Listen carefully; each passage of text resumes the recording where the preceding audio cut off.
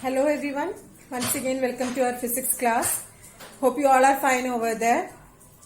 Children, in the previous session we had discussed about scalar product or dot product, and also we defined work as the scalar product or dot product of force and displacement. We also discussed about different aspects of work and derived an expression for work done by a variable force. So today we will discuss about energy. As you know, there are two types of energy, kinetic energy and potential energy mainly. And today we will discuss about both kinetic and potential energy. Okay, so let's get started. So let's continue with the chapter work, energy, power. So today, as discussed in our introductory video, we are going to discuss about kinetic energy. What do you mean by kinetic energy? You had already studied about kinetic energy in your class 9 physics. Kinetic energy of an object is a measure of the work an object can do by the virtue of its motion. Okay, only moving objects possess kinetic energy. If an object has mass m and velocity v, then its kinetic energy k is half mv square. Kinetic energy K is half mv square. You had already studied this expression in your class 9 physics. So this is the expression to find out kinetic energy. And energy is a scalar quantity. Irrespective of kinetic energy and potential energy, kinetic energy is a scalar quantity. Okay, and what will be the unit of kinetic energy? It's the same unit of energy, that is joule. Joule is the unit of kinetic energy. And only moving objects possess kinetic energy. If an object is at rest, then its velocity is 0. Hence, its kinetic energy also will be equal to 0. Okay. Children, next let's discuss the work energy theorem for a variable force. Work energy theorem for a variable force can be derived from work energy theorem of constant force. And according to the work energy theorem for constant force, we know change in kinetic energy is equal to work done. Okay, the change in kinetic energy can be denoted as dk. dk means small change in kinetic energy, and to bring about this small change in kinetic energy, work done also must be very small. So let dw represents that small work done, and we know that work done W is equal to force into displacement. So small work done dW is equal to force into small displacement dx. Okay, so here instead of dW we can substitute constant force F into small displacement dx. Now we got dk. Then how will you find out the total change in kinetic energy? Total change in kinetic energy is obtained by integrating dk between the limits ki to kf. Okay, ki to kf. So we know that if we got a small quantity or a small value of any quantity, we can find out the total value of that quantity by integrating that small value. So here we got a small change in kinetic energy, and if you want to obtain the total change in kinetic energy, just integrate it between the limits. So here the limits is ki, kf. Ki is the initial kinetic energy and kf is the final kinetic energy, equal to. So when we integrate the RHS part of this equation, LHS of this equation, we must integrate RHS of this equation too. So RHS is f dx. So you write integral f into dx. And here the limits will be from xi to xf. Because here f is constant, dx is the variable. That means the object changes its position. Okay. So the object changes its position from xi to xf. So that's why the limit.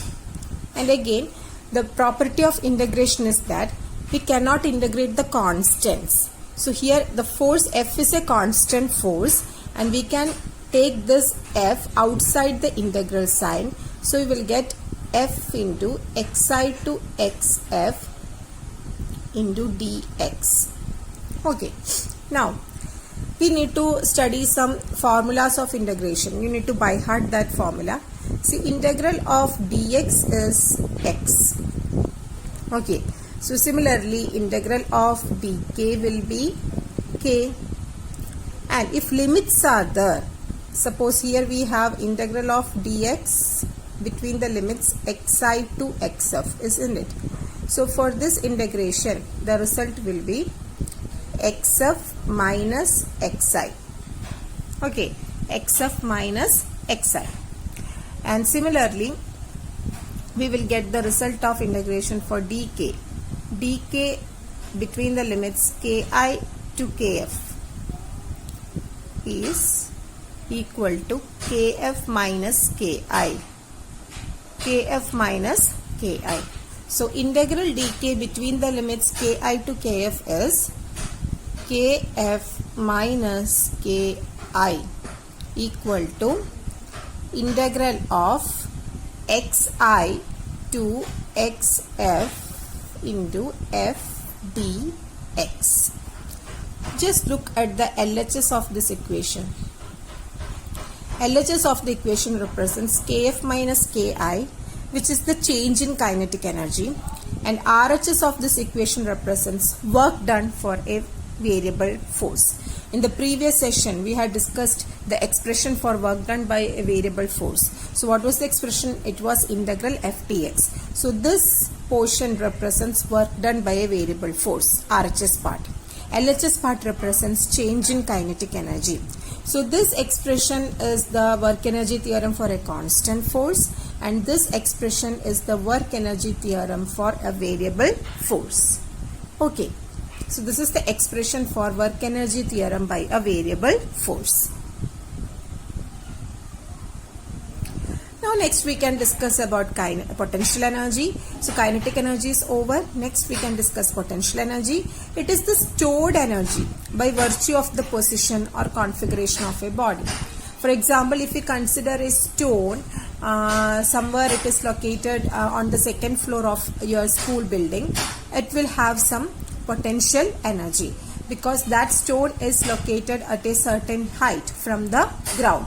Okay, the water stored in your water tank possesses some sort of potential energy because it is stored at a particular height above the ground. And if you stretch a bow and release an arrow, what is happening there? Whenever you stretch the bow, you are doing some work, and that work is stored in the form of potential energy of that string, and that potential energy is converted to kinetic energy of the arrow when it is released. Okay, similarly, whenever you wind a toy car and released, and when it is released, the toy car starts to move. So whenever you wind the key of a toy car, you are doing some work, and that work done is stored in the form of potential energy inside the spring of that key. Okay, and that potential energy is converted into kinetic energy when the toy car starts to move. Okay, so the potential energy is the stored energy by virtue of the position or configuration. So in the first example, that means in the example of stone and water tank, in that case the potential energy is due to the position.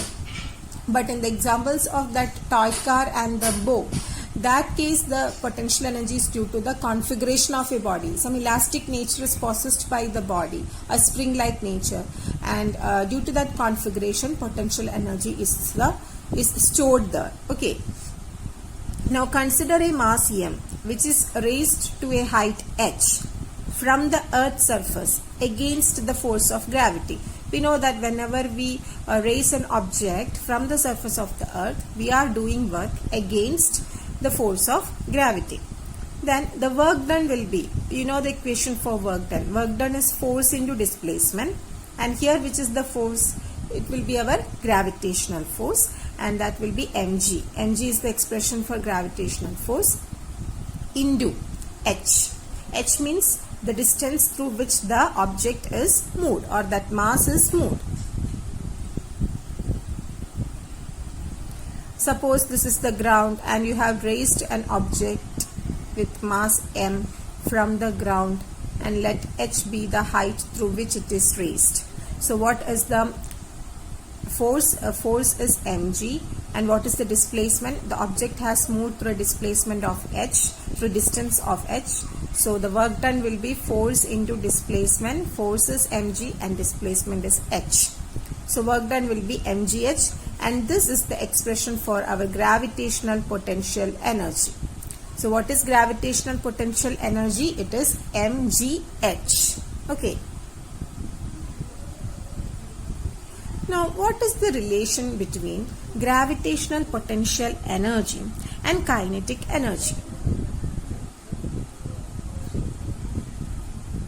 So for that, again consider a body of mass m, and it is at a height h from the surface of the earth. So what will be the potential energy of that object? Potential energy of that object is equal to mgh. Okay. Now, if the body is allowed to fall from that height, it gains some kinetic energy, doesn't it? So suppose this is our mass. Now it is located at a particular height h from the surface of the earth. So it will possess some potential energy. That potential energy is mgh, and if this mass is allowed to fall down from this height, it will attain some kinetic energy too. And what is the expression for that kinetic energy? Kinetic energy is equal to half mv square. Okay, where v is the velocity of that object. And let's find out an expression for this v square. Okay, for this v square. So we know that from the third equation of motion, v square minus u square is equal to 2as. Now apply this third equation of motion for the situation. So here the initial velocity of the object is 0, because initially the object is at rest. So initial velocity u is 0 and final velocity is v. So v square minus 0 is equal to 2, and acceleration is acceleration due to gravity, because the object is falling under the influence of gravity. So gs, s is the displacement, and the object has moved through a distance of h here. So h. So what is v square? V square is equal to 2gh. We got an expression for v square. Now just substitute this expression for v square here in this equation. Okay, so you will get kinetic energy is equal to half m, v square is 2gh. This 2 and 2 will be cancelled. So what is left? We are left with mgh. So what is kinetic energy? We got the expression for kinetic energy as mgh itself. Just look at the expression for potential energy. Potential energy is mgh. Kinetic energy for a freely falling body is also mgh. So that means kinetic energy is equal to potential energy, and we can write kinetic energy is half mv square, that is equal to our potential energy mgh. Okay, this is the relationship between gravitational potential energy and kinetic energy. Now, what is the relationship between gravitational potential energy and potential? Okay. See, we know that potential energy, gravitational potential energy is also denoted by U. Okay. Gravitational potential energy U is equal to mgh. Right? Now, just take the negative derivative. Derivative means it's a differential operator. Now you are not studying about derivative in your maths. I hope so. And very soon you will study about all these things. So derivative means d by dt or d by dh of something. So here we are taking, or we are considering the change in potential energy with respect to height. Okay. So the change in potential energy is du. Change in potential energy with respect to height means du by dh. Okay, and take the negative of this du by dh. So negative of du by dh is equal to negative of d by dh of what is u? U is mgh, isn't it? mgh. Now m and g are constants. Mass of a body is constant, acceleration due to gravity is a constant, so we can take it outside this d by dh operator. So we will get equal to minus m g into dh by dh, and we know dh will be cancelled and we are left with minus mg. Minus mg is nothing but our force. Okay, so you got the expression minus du by dh is equal to force. Then what is minus du by dh? Minus du by dh is negative derivative of gravitational potential. Okay, so this is negative derivative of gravitational potential, and RHS side of this equation is gravitational force. So what is the relation between potential and potential energy? The gravitational force F is the negative derivative of gravitational potential. Okay, so here it is force. Okay children, it is not energy, it is relationship between gravitational potential and force actually. Okay, so what is the relationship between gravitational force and potential? The negative derivative of gravitational potential energy is equal to gravitational force. This is the gravitational force because mg is gravitational force. Okay, so this is the relationship between gravitational potential energy and the gravitational force. Now, what do you mean by conservative and non-conservative forces? See, conservative forces are those for which work done depends only on initial and final points. The path through which this work is done is not considered in a conservative force. For example, gravitational force, electrostatic force, etc. So this gravitational and electrostatic force are bothered about the initial and final positions only. They are not bothered about the path through which the work is done. Whatever path is followed, the gravitational force will be same, or electrostatic force between any two charges will be same. Okay, now non-conservative forces are those where the work done or the kinetic energy depends on other factors such as velocity or particular path taken by the object. That means frictional force. Frictional force depends upon the path followed by the object, and also work done by the frictional force depends upon the velocity of that object. Okay, and from this figure it is very clear. If the force present is conservative in nature, then the work done in both paths will be same. So here both paths to move from the lower body to the upper body, two paths are considered, and one path is denoted by the blue color and other path is denoted by this brown color, and that means path 1 and path 2. So whatever be the path, conservative forces are not bothered about this path. The work done will be same. Suppose the work done in moving through the path 1 is 10 joule, then the work done in moving through the path 2 also will be 10 joule if the force present is conservative. If the force that is applied to move from one body to upper body, from the lower to upper body, is conservative. On the other hand, if the force is non-conservative in nature, then the work done will be different for different paths. Okay, so the work done for path 1 and path 2 will be different. So that is the peculiarity of non-conservative forces. Now next is the conservation of mechanical energy. And you had already studied about the law of conservation of mechanical energy in your class 9 physics. So the same thing, same concept we need to study here once again. The mechanical energy is the energy associated with the motion and position of an object. The quantity K plus V. K plus V means K is kinetic energy and V is potential energy. The sum of kinetic energy and potential energy is called the total mechanical energy of the system.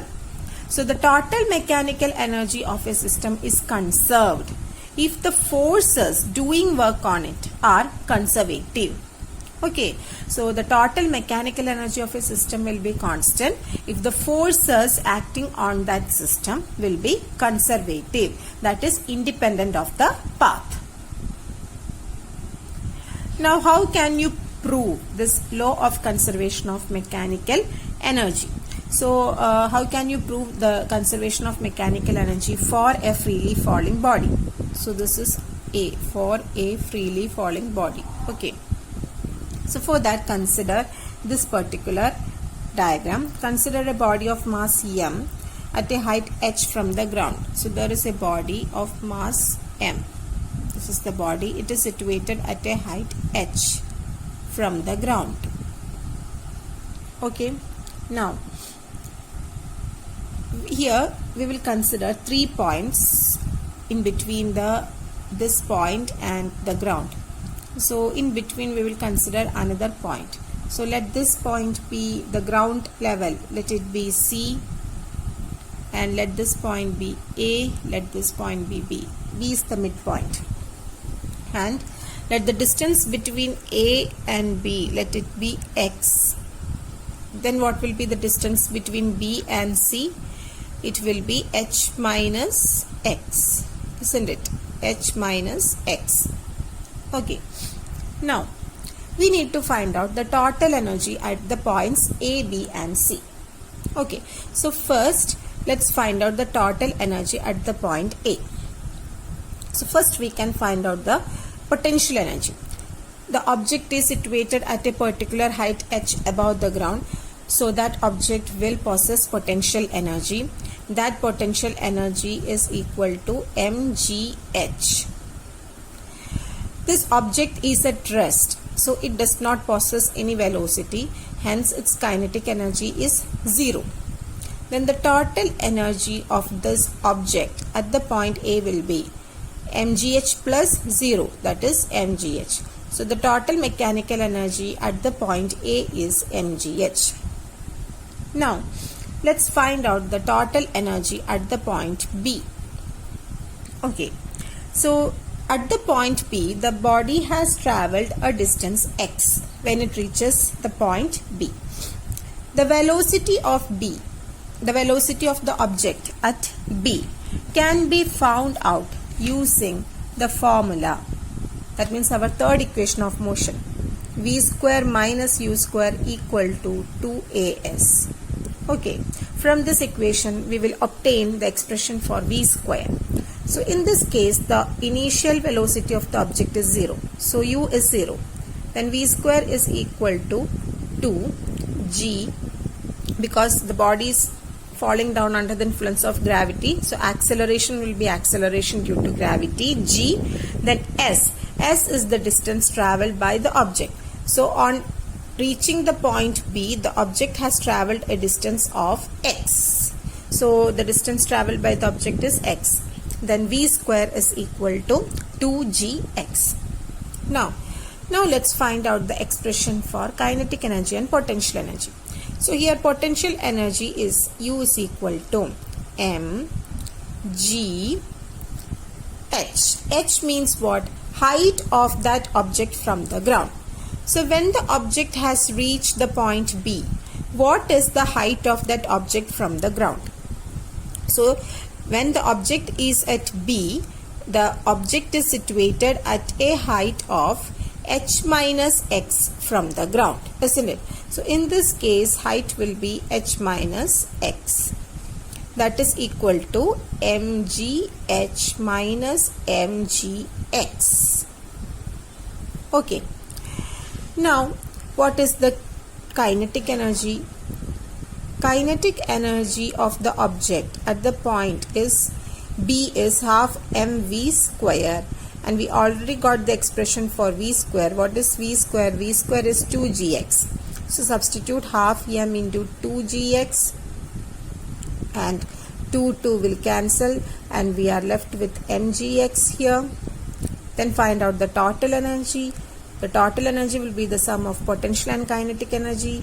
So here potential energy at the point P is mgh minus mgx, and our kinetic energy is mgx, so plus mgx. And what happens? Mg plus mgx minus mgh, x will be cancelled, and we are left with mgh. So the total energy at the point B is mgh. Now find out the total energy at the point C. Now at the point C, potential energy will be 0 because the object has reached the ground level, so it is not situated at any height, so this h will be 0. In the expression for potential energy mgh, this h will be 0, so potential energy will be 0. Then what will be the expression for kinetic energy? Again, kinetic energy is equal to half mv square. Okay, and what is this v square? V square can be found out using the same equation, v square minus u square equal to 2as, and in this case at the point C, the initial velocity is 0 and the object has moved under the influence of gravity, so acceleration will be acceleration due to gravity. Now what will be the distance traveled by the object? When the object has reached the point C, the total distance covered by the object is h, isn't it? So here instead of x you will get h, so v square is equal to h. So substitute for v square. V square is equal to 2gh, not h, sorry, v square is equal to 2gh. So substitute for this v square here in the kinetic energy expression. So you will get kinetic energy is equal to half into m into 2gh. Then this 2 and 2 cancel, and we are left with mgh here. So potential energy is 0, kinetic energy is mgh, and total energy will be 0 plus mgh, again it is mgh. So what is the expression for total energy at A, B and C? At A, the total energy is mgh. At the point B, also total energy is mgh. At the point C, also the total energy is mgh. That means the total mechanical energy is same at any point. That is, the total mechanical energy for a freely falling body is conserved. Okay, so this is the law of conservation of mechanical energy. Even though the individual energy may vary, here you can see at the point A, potential energy is mgh, kinetic energy is 0. At the point B, potential energy is different. Now it is mgh minus mgx. Kinetic energy is also different. It has been increased from 0 to mgx. Okay, at the point C, again potential energy decreased to 0. At the same time, kinetic energy became mgh. Okay, so the individual energy, that means kinetic and potential energy may vary, but the total mechanical energy will be always constant at any point. So this is the proof for law of conservation of mechanical energy. Children, with this I am concluding my session. Notes of the topic and YouTube video have been uploaded. Please go through it. And one more thing I want to remind you. I actually regret to convey you that you didn't attend your previous test paper seriously. So please do follow the instructions and submit your answers accordingly. Okay children, we will meet in the next session. Till then, take care all of you. Stay home, stay safe, keep learning. Thank you.